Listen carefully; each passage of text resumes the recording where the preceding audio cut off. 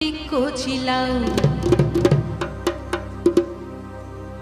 বাংলা পার্শ্বে মাছকে ধুয়ে